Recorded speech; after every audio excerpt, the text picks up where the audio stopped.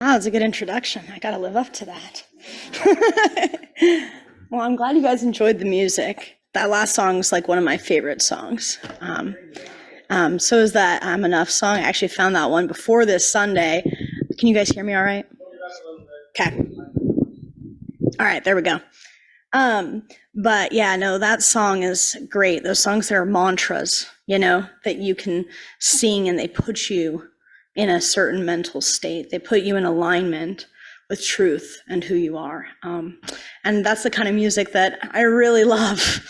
And I like a lot of our unity songs here for that same reason. I'm always about finding more of those. So as you know, I'm Ari, and today we're going to be talking about the child within all of us. So we're going to start here with who's familiar with the concept of the inner child. I'm guessing many people here are. Just put your little hand up. Yeah, okay. We mention it, obviously, blessing that child within in our unity, blessing of the children. So when we think of the inner child, who here thinks of wonder? Be honest, don't put your hand up unless it's that. Who thinks of trauma? Okay, all right, good. We got both, that's good. That inner child is that small part of you that never grew up. It is full of wonder, but it also is very sensitive and susceptible. And in that time of our lives, most of the trauma that we experience as adults is actually reflected back from when we were children. It is caused in childhood, and we live that out in our lives. But we also suppress that wonder part of ourself to fall into these routines.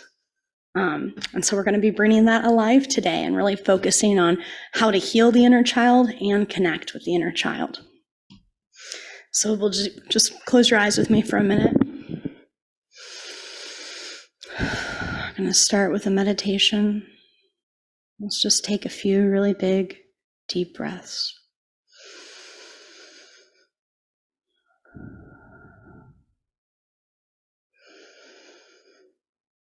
Today, I want us to take a journey to a beautiful garden. Start out by walking on a path. This is your path of life, your path of truth. And you know that you're heading to your garden, your special place. You can see the garden up ahead as you approach. There's a gate around the garden. Observe how the gate looks as you get closer and closer.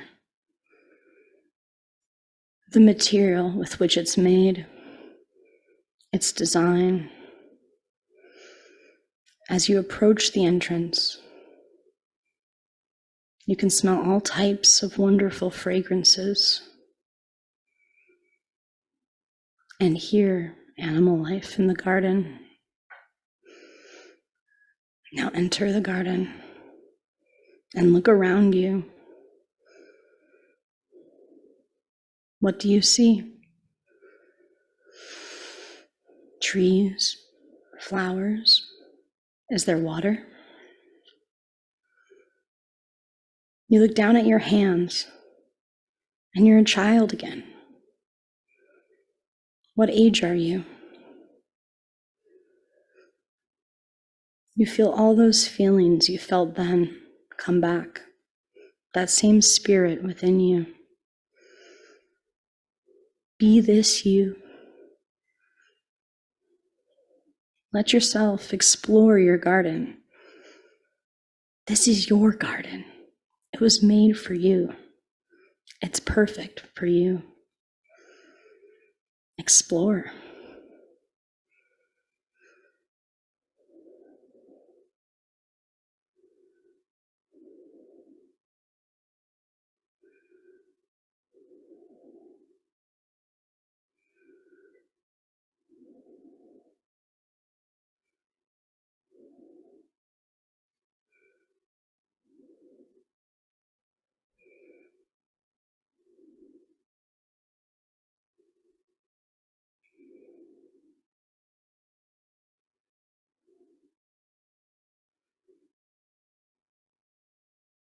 You can create anything you want in this garden.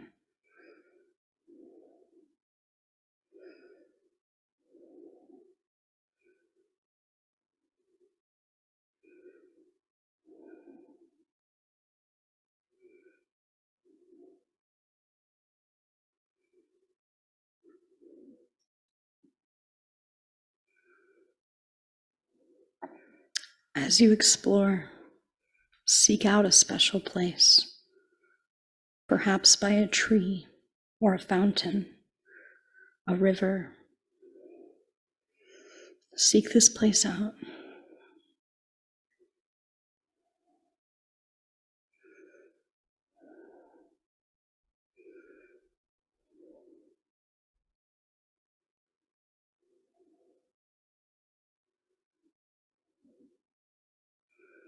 Sit there for a moment to really take in the experience.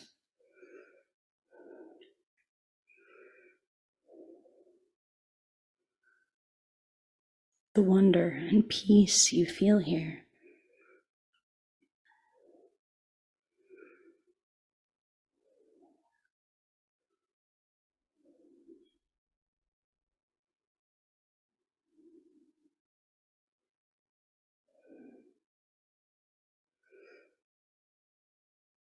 Observe how the lights play around you.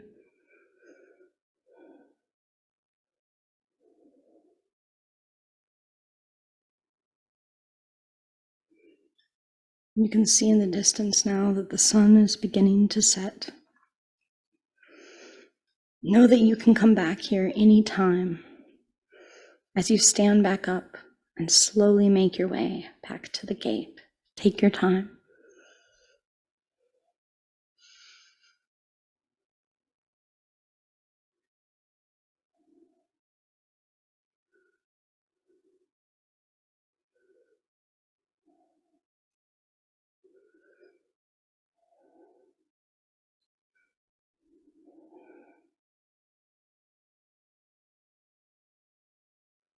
Look back on the garden as you take deep breaths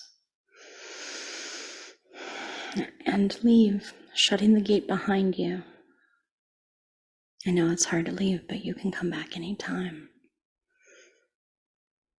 Continue on that path, taking deep breaths as you slowly return back to your body here.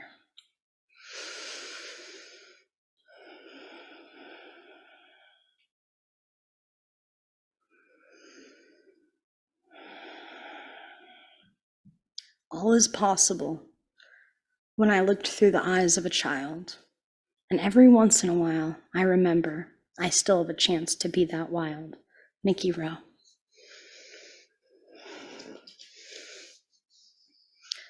So as we know, there's the two most common inner child references, which we talked about earlier, right? We have the idea of the pure, untainted innocent, and we also have the idea of the wounded inner child. So first we're going to talk about the inner child of wonder. Pure before worldly concerns, bills, all those things that tie us down and really can take away our shine sometimes. Full of creative energy, right? Kids who don't even think they're creative are super creative. Each one of you is super creative and has tons of creative energy available. You know, when you were a child, what types of play were your favorite? We're going to ask questions later, but I want just a couple answers. What types of play were your guys' favorite? Running away. Running away, that's a vibe. Finding trees. Finding trees, yes. Oh, I love that. Yes. And everything was play when you're a child, you know, and you get to go and you have these experiences. When I was a child, one of my favorite things were like pretend games. I loved pretend games of all types. Whether it was mermaids or I was a Roman soldier or a Greek slave. I know, weird ones, but they were my favorites.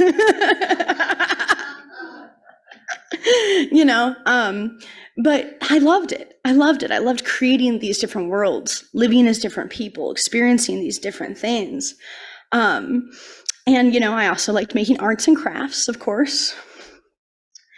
And a way to connect to this inner child, is by incorporating these things still into our daily lives. For me, I use like really cool lights, as Leah knows. Like if you've ever seen our work stuff at night, we set up really cool LED lights and we have lots of sparkly stuff like sun catchers during the day. That really connects me with my inner child. Because I love shiny, sparkly stuff, beauty, right? This idea of just appreciating beauty and seeing beauty. Like the more beauty that I can appreciate and have gratitude for, the more I'm in tune with my inner child. Jesus said in Luke 18, and you've all heard this, I'm sure, "Let the little children come to me, and do not stop them. For it is to such as these that the kingdom of God belongs. Truly I tell you, whoever does not receive the kingdom of God as a little child will never enter it." To see the world as a child is not to be numb to any sense around you, but to be immersed in experience, inquisitive and receptive to an incredible world around you. What a gift this place is. What a gift this world is. It's full of wonder, just like our own minds and hearts are full of wonder and incredible things to explore. When seen through the eyes of a child, the heaven on earth is revealed. That is the trick. Only through the eyes of a child can you experience the kingdom of heaven. It is already here. It is around you. It is within you. Truly, it is through this lens which we experience the kingdom of God.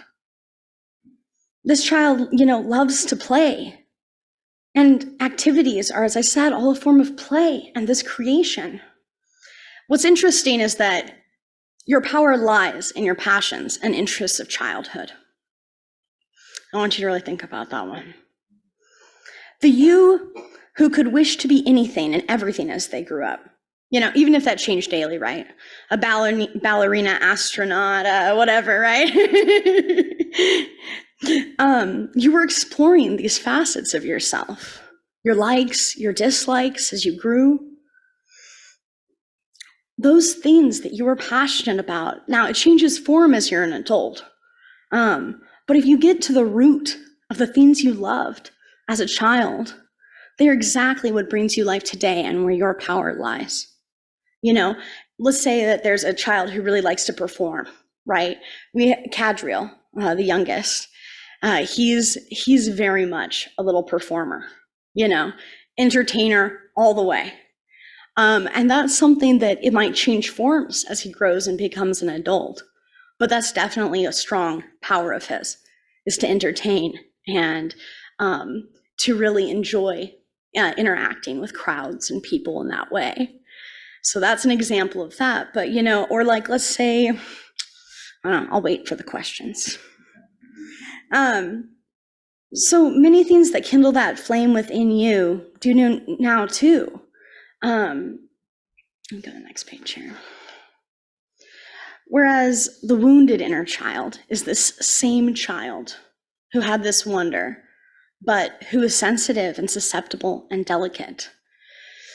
And perhaps some of those things got crushed, right? Some of these powers, these inner powers you have, people maybe told you they were weaknesses, like you talked too much.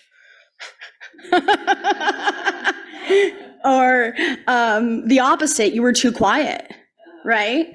Maybe you were in your head having an imaginative experience and was like, yo, the program, where are you? There's 3 types of childhood trauma that affect the inner child, and that's physical, emotional, and psychological neglect. And it's said that no child comes out of childhood unscathed. Right? There's always something within each of our childhoods that does affect us. And if someone says nothing in my childhood ever affected me, it was perfect, they're probably from a generation that feels that they can't admit weakness. That's what I would say. Because you can have the most perfect parents and maybe they're too perfect and that traumatized you. I just wanted my parents to mess up and they never did.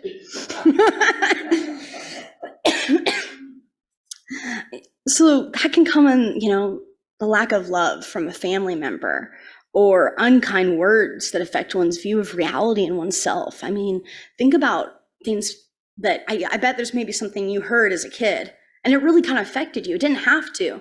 Maybe it wasn't even real or true, right? But it kind of affected the way you saw the world or yourself.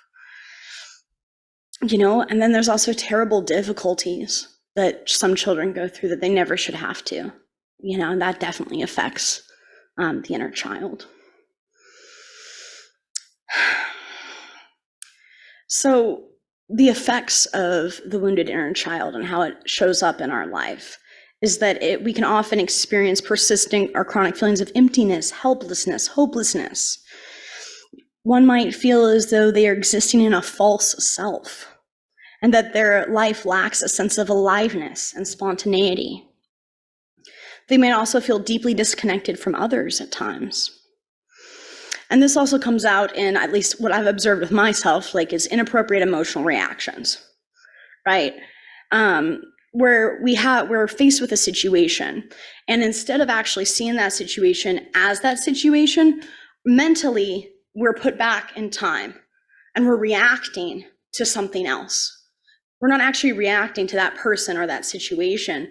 We're reacting to something else that happened in our past that this reminds us of. And so we have an inappropriate emotional reaction to the current situation at hand.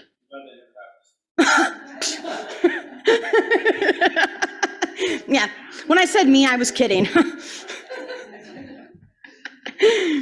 And luckily, though, there's ways that we can connect with this wounded inner child and heal it. So the first one is to listen to ourselves. Why are you upset, frustrated, or in emotional pain? What's happening around you that's causing that? And what is it maybe reminding you of? Maybe dig deeper on it, right? I don't know, I don't want to give personal examples. Not yet, we're not there yet. I'm already emotional today. We don't want to get more emotional.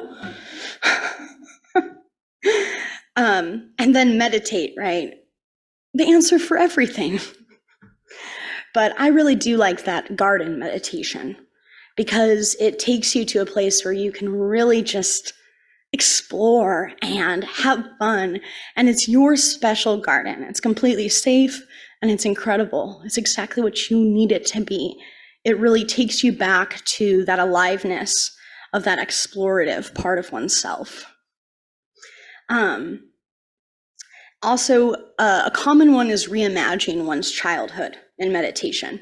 So going back, and this is actually used in shamanism as well, in soul retrieval, but going back to certain childhood memories that are traumatic and recreating the situation, changing the situation. So you would go back and instead you're actually imagining it happening differently. Perhaps you said what you meant to say, you escaped the situation, etc., whatever it is. Another great way is to build a network, a modern network of support.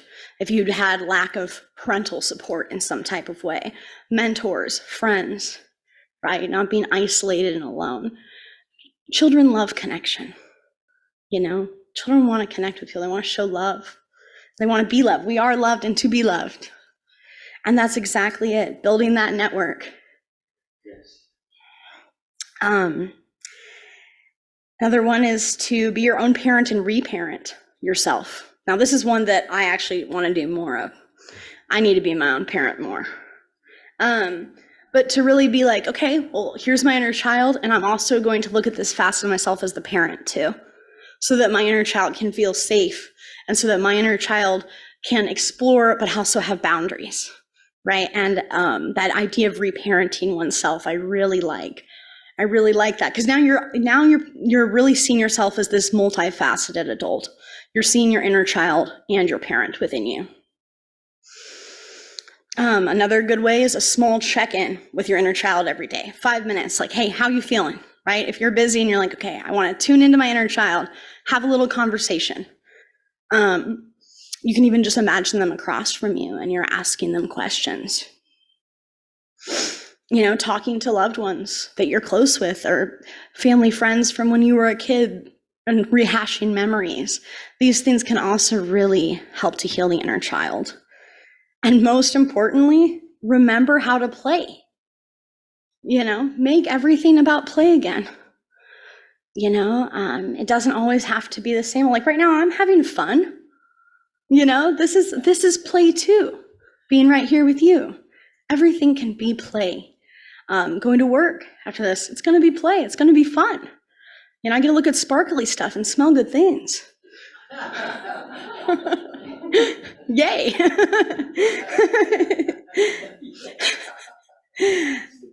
Yes, it is. And just enjoying life, making it all play, you know. That's why I like doing art and things like that. It's just a form of play, but everyone has a different form of play that's suitable for them, you know. And you just got to think about what it is for you. How can you play more, right? Maybe not take life too seriously. Or take your play seriously. You can definitely take your play seriously. And as we kind of went over these songs, the reason I chose these songs is affirming mantras. You are enough, right? You are enough. You are worthy. You are righteous. You are true. You deserve to be here, right? And those things, like when you say it to yourself, you can feel it, you know, in your heart. You can feel that. And it's just like, yes, I can feel the healing when I say those things. So those are some really good tips on helping with healing the inner child. This quote here says, "Let us listen to the needs of our inner child that is being tamed and imprisoned by the rules of a grown-up world." Both of these views of the inner child are important. The innocent, one child of wonder, and the wounded inner child, because they're really one and the same, right? It's just one previous to trauma and one after. And as we heal that inner child, it's all about that child of wonder and seeing that through those eyes. Human beings are complex, but yet simple in the way that we are love and we need love. And that's what it all comes down to. It's what it all comes down to. That's all the child wants. We are born with a deep desire for love and to love, because we're all love. We're all one. All right, so now it's time to open up for questions. Glenn, you ready to get the microphone? I hope Bill talked to you about that.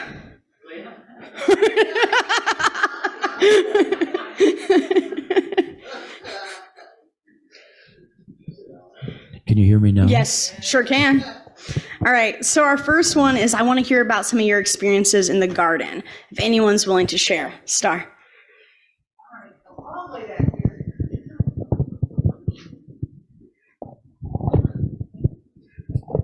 I love doing that exploration of gardens because I've always been, for most of my life, a gardener. And the image conjured up is just kind of blowing me away, because even though I've created my own gardens everywhere I've been, some been public spots in my house, we cleared a half an acre one time and, you know, always had a garden.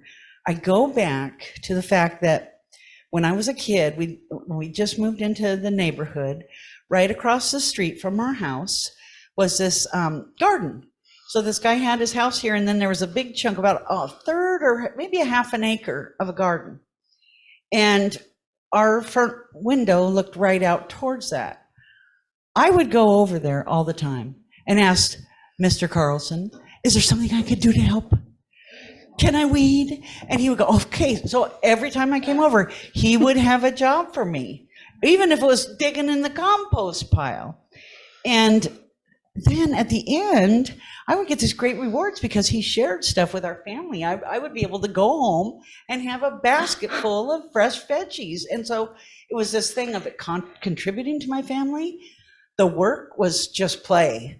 And both of my parents came from farming families who said, I said, we should have a garden. No way, did that too long, not gonna do that anymore. So having this neighbor, he had his overalls on and he had a little straw hat, and he'd be out there every day, you know, in the summer gardening. That's the most powerful memory I have of a garden, even though I've created many of my own. Wow. And today's goodie is from my backyard garden. My fresh cherry tomatoes into a beautiful little caprese salad. Oh, yes. So anyway, thank you. Yeah, thank you, Star. That was great. And it's interesting, and because it was in your childhood too, like it really had that impact. That's awesome.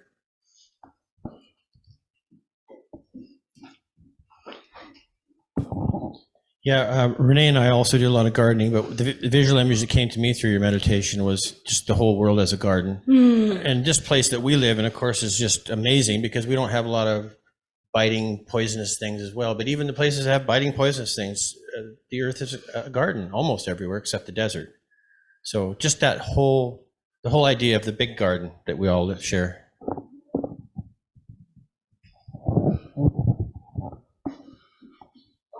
She had her hand up. She's on the way. I'll be very fast. You know, I was taught when I was a little girl that the only really valuable garden is one that has vegetables in it that you can eat.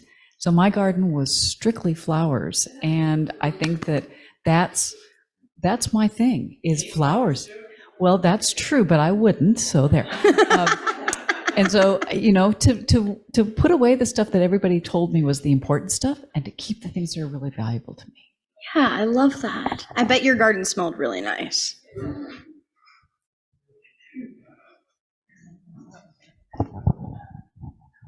Well, I was surprised because I went into the garden, and I've always had this thing that I came from a flower planet, you know? Yeah. So I was sort of looking for it to look like that. So I had to let go to see what it looked like. And it was just surrounded by all of these trees and lots of flowers. And there was a pond in the middle and a little baby deer, you know, all that. And then there was this bird that was a fountain. And where I wanted to sit was on this, you know, like cement bench was beside it. And as you know, I tried to like run around and be a kid smelling flowers and whatever. And that was just not my way of play, you know? And so I found myself just sitting on that bench, you know, like a little Buddha, but I wasn't being spiritual, you know what I mean? But I was just being there. And I loved the water coming out of the mouth of the heron, you know, that was there. It was just, that was pretty special. Thanks. Oh, that's amazing. Thanks for that journey. Of course. It's great. Anyone else on that one? Aha. Yes, Sandra.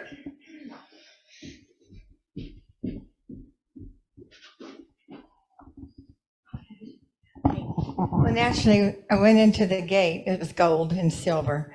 But when I got in there with the flowers, I went to my favorite water hole at my great-great-grandma in Aunt Ida B's. It was this dried up water hole. The animals didn't drink there anymore, but I could sit up against the wall while my mom's hollering it for me, doesn't know that I'm right up below her and she's looking out there, and it felt powerful. Yes, it felt so powerful.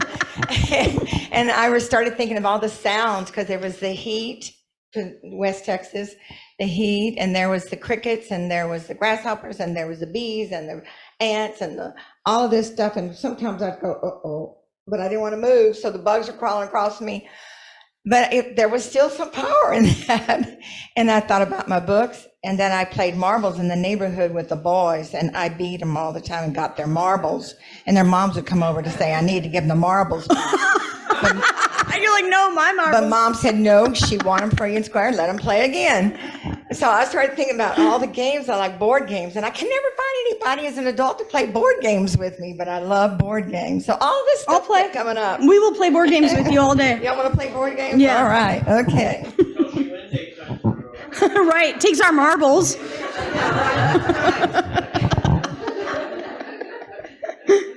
Awesome. All right. So let's move on to the next question. So One more. oh, we got another one. Yes, please. It's late. So I grew up in Texas. We didn't have gardens, really. We had swimming pools and slip and slides and sprinklers to run through. But what I've thought about in the last few years is that the most beautiful gardens are for me, is when the flowers are blooming. And they bloom at the end of their lives. And I sort of want to equate that with where I am in my life now. And I truthfully feel like this is the best life I've ever lived. It is toward the end, but I do feel like I'm the best I'm going to be. And I like that analogy. So Sounds good. Yes. thank you. Yeah. You can turn it off. I was listening. Of course, I was back here working, but also listening too. And the garden that I got into was just a large area, and it had the biggest sandbox in it you ever saw. Oh, that's awesome. And lots of water, so I could dump it into sand and make it wet and make things. I was creating all kinds of buildings and all kinds of things in the sand. And the best thing about it was there were no cats in this garden. Yeah, you don't want the cats in the sandbox for sure. All right, so now I wanted to ask, luckily we kind of touched on this a little bit with some of you, but what were some of the things you did for fun as a child? What kind of play was your type of play that you engaged in? Running away. Right, we got that. Yes. Yes, Star. Well, I'm obviously a very social person, so I was as a kid as well. And we would, we lived in a small town, so we could go to each other's houses very easily, even a distance. We also we would meet at the school and we would play on the playground and just sit and talk. I remember playing Spin the Bottle when I was about 10 years old with a group and then we also used to love riding our bikes, and we would ride all the way. So I lived in Fife, and we would ride to Point Defiance, which was about 20 to 30 miles, and which now you could not do because it's just too crazy. And we would just go and hang out at the aquarium, and we would be gone all day with no communication. My parents had no idea where I was, and that's the kind of stuff I like to do, is just get together with other people and explore. And see, that's a great example of where your power lies, right, Star? That same thing, and that is the root. It's that connection with our people, and it's obviously a huge power of yours today. It's great. Anybody else? Yes.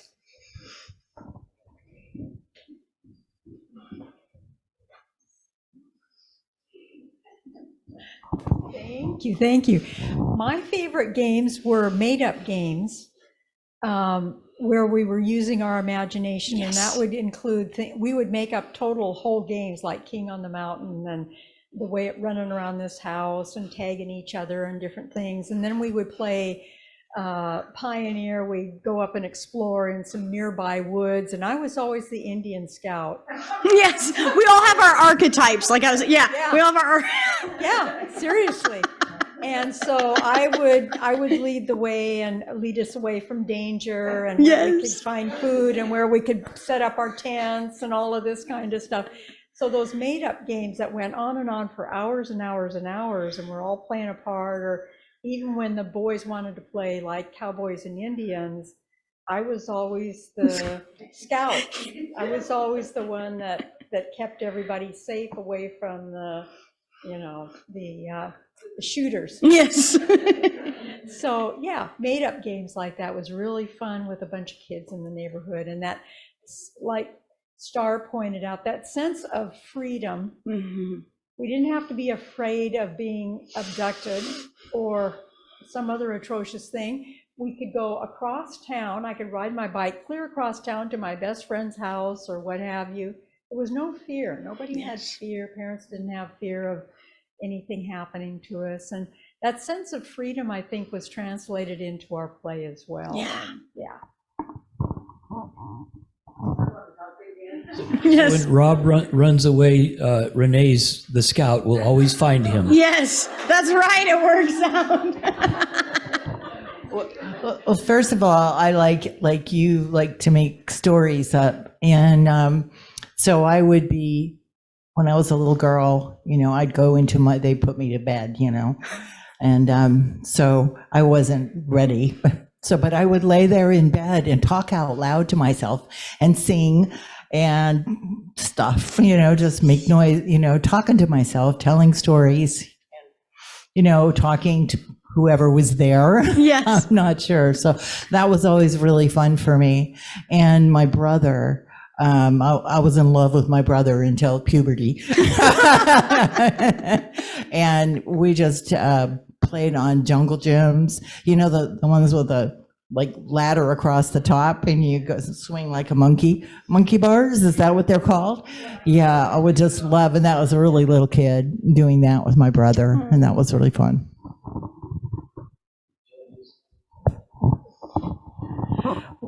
I did grow up in inner city Detroit, so we were not allowed to go out of the fence, and it was very much a fearful place. But I took that into my imagination and made the backyard a whole jungle, and I take blankets and towels and make tents out of them and hide inside there and make all kinds of toys inside there. And board games, my parents couldn't afford board games, so I would take big pieces of cardboard and draw out all the spots and pretend and take different rocks and stuff for marbles, because we couldn't. So that it was a lot of imagination, and I loved all the flowers in our garden, and I would name each one of the flowers and lay underneath the some bushes and just imagine that they were huge places. So even within a confined space, my imagination took me many places. That's amazing. All right, now you guys ready to get a little bit more serious? I know. No. Say no, is that a vote? No? Keep with the fun questions? Okay, but what are ways that you can support your inner child now? Or ways that you can support your inner child now, ways that you can take care of it? Running away? Did someone else say running away again? It's a vibe, okay? Well, I feel that though. I live with my sister and my great niece is there a lot. She's 17 now, but we do a lot of jigsaw puzzles. We do board games too, but mostly jigsaw puzzles. But for me also, it's being around other children, little children, and just enjoying them for what they are. It reminds me of my own inner child and my childhood too. Oh, I love that. One way that I've learned to do it is to say, "You're not the boss of me," and I know it's really true for me now.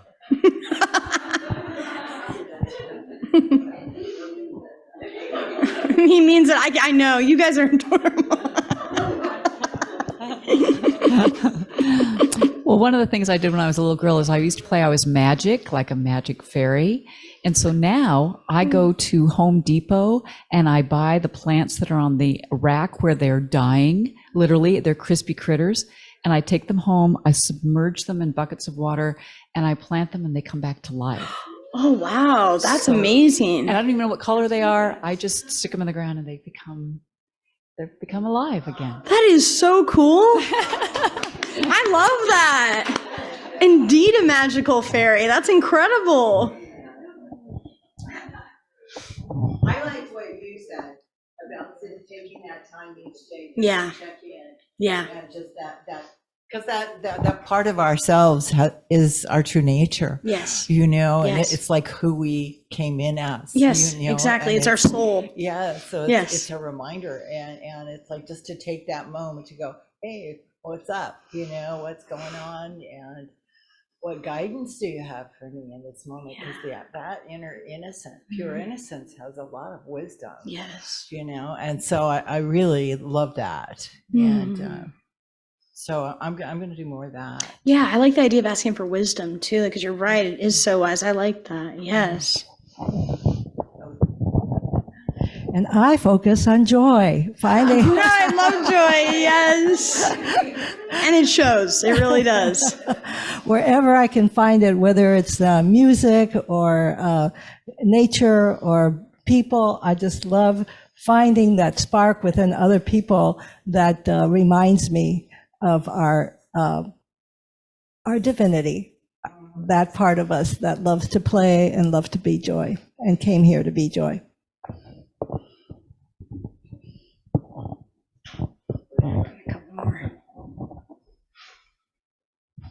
Well, this is kind of a true confession. Oh, yes. I almost had a moment. Good for you. Rob and I get into these little play acting scenarios where we might be 5, maybe we're only 3. I don't know what it is, but we do this. Yes, yes. Don't you want to come and play? If anyone could hear us in our house, it's like, I love it. Yes. It's okay. I get it. I start saying things like really funny words, like what was it? Like my drinky poo and my foodie and stuff. Yeah, I know. It's okay. I get it. It's gotten way worse now that we have a little dog. Oh, no, baby. Yes. That's great. I'm going to back up to a childhood memory that I found entertaining. This is a really simple, silly thing, but I used to lie on the couch with my feet propped up on the back of the couch and my head hanging over the couch, and I would look at the ceiling and pretend it was the floor. And there was all this expanse of just clear, open space. Not that our house was a mess or that the regular floor wasn't just fine, but somehow there was something just really freeing about seeing this other world, which looked like down, but it was really up. Yeah. As if there's a difference. So then switching over to the wounded child. Yeah. One of the things that I found really helpful, and I think you mentioned this, is just to, when I can remember, is to have my adult take the hand of my inner child and just say, I'm here with you, I'm not going anywhere, let's sit down in the grass and look for a 4-leaf clover, let's just be together, we can play with the sticks that have fallen from the tree, and that can just change everything. Yes, absolutely. All right, I think we're running out of time, so I better do the conclusion here. Well, thank you guys. This was awesome. I had a blast.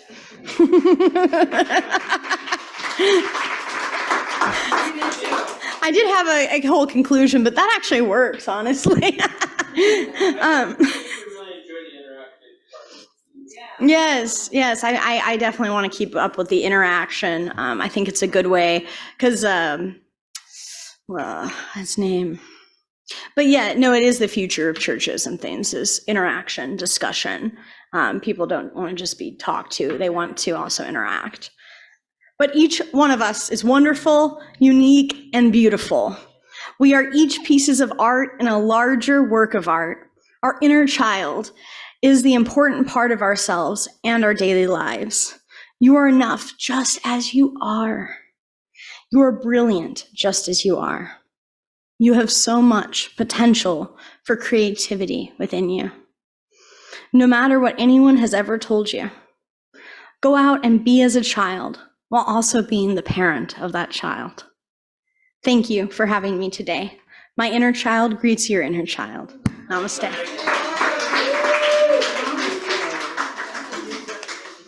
Mm-hmm.